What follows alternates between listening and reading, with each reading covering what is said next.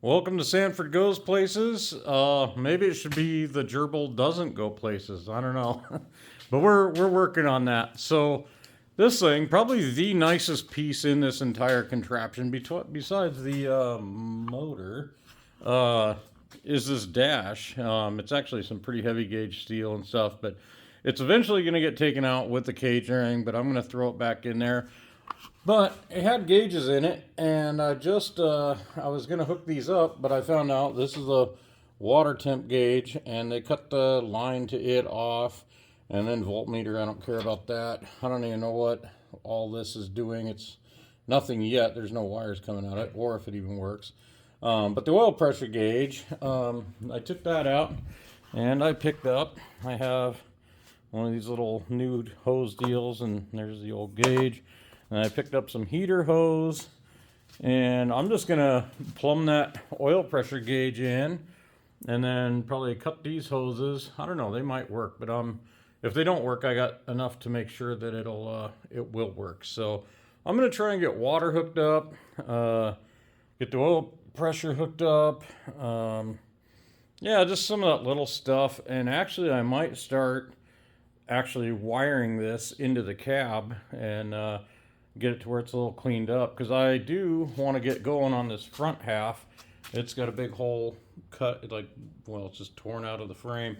But I want to cut the nose of this off. I'm going to get some air shocks on it, some shock hoops, my winch mount. But I'm going to redo this front half, and then I can mount the radiator. I thought about just tack welding some angle iron in there like they had, but I think it ain't going to take that long to do that, to get this front done, and then it's done. So that's kind of the plan. But for tonight, I think it's just oil pressure, get those hoses on, and we'll see what time it is when I'm done. So let's get those done. Alrighty, I just hooked that in right down here. I just ran it through a hole in the firewall there. I'm gonna, like I say, all this is pretty temporary. It's just something to where if I do drive it around, I can see what's going on. And this whole dash is going to end up coming back out. So for now, it's just sitting here on the floor. She's ready to go. And then, yeah, so now I'm going to redo these heater hoses. And they've got all this plumbing, and it's just tubes that are running around to the other side. And there's this right here. It's actually coming out. You can see there's a tube right here that's bolted into the manifold and coming in. Then these rubber hoses here are just hooked to that. So I'm going to bring one hose right off of that, go into the heater. This hose just wraps around to the other side. It's just a hard line that puts the plumbing to the other side. So I'm going to get that out of there. And then this side over here, it's got a straight shot.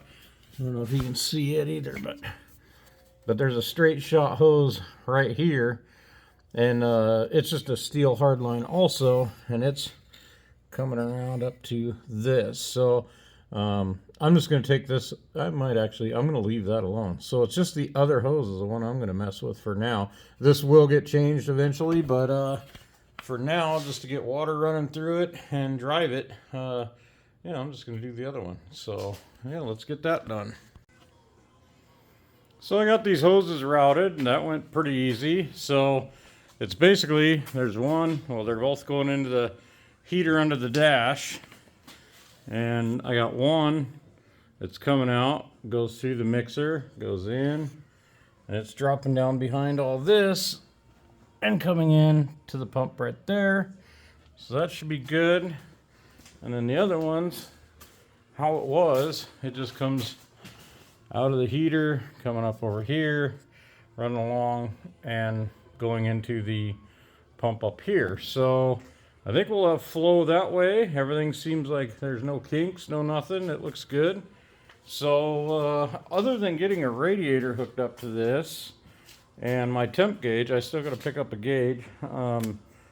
Yeah, I should be able to get some water running through this thing. So, like I say, I'm going to wait on the radiator till I get this front clip redone.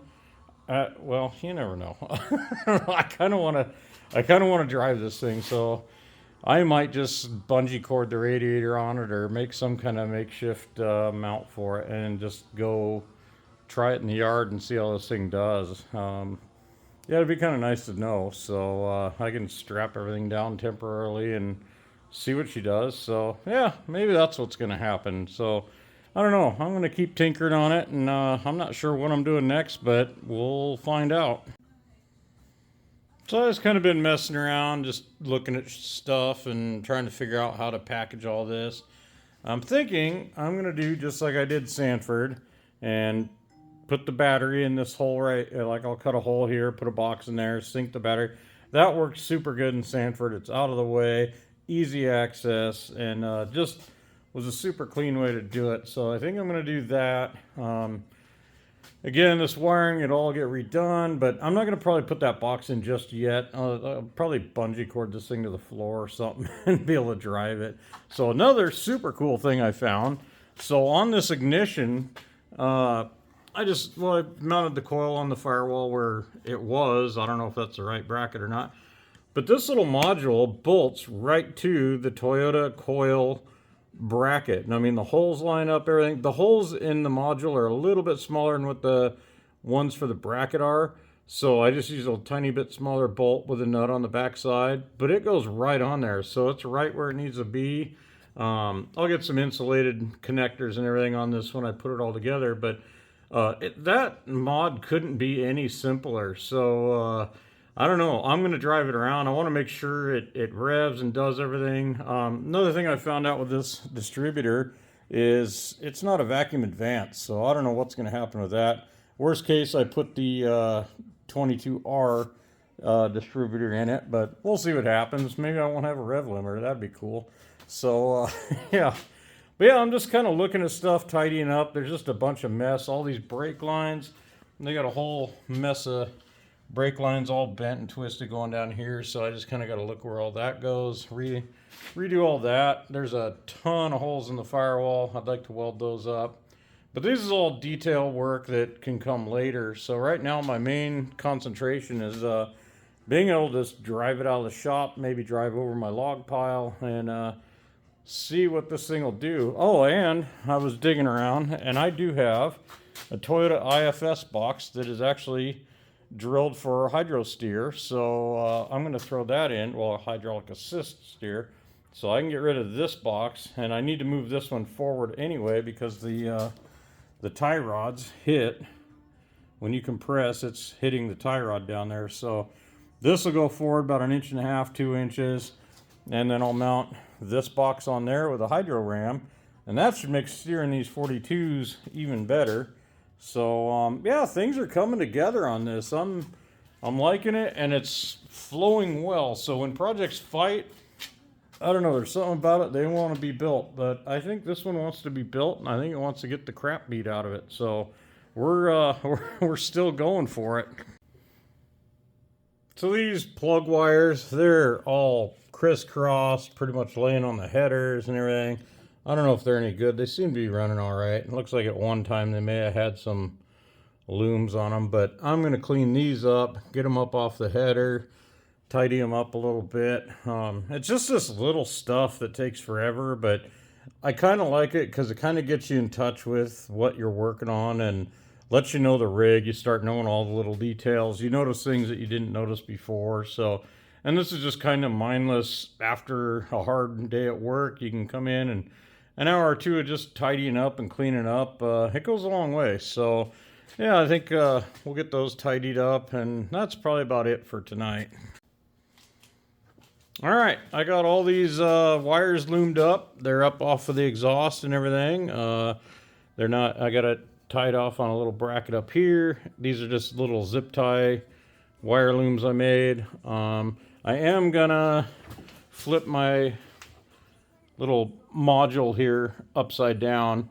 These are to the distributor, and I'd rather they come out the bottom, and then they can just run right along with all this, and everything's kind of contained in one unit. So that's one thing I need to do.